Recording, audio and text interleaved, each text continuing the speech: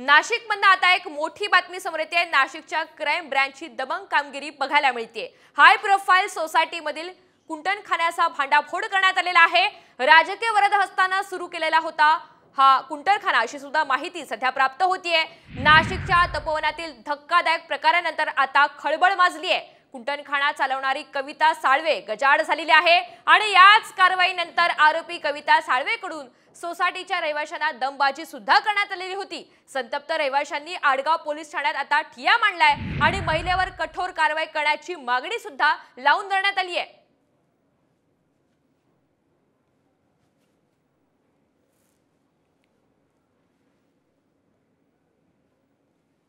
तर नाशिकमधली आपण ही सगळ्यात मोठी बातमी पाहतोय।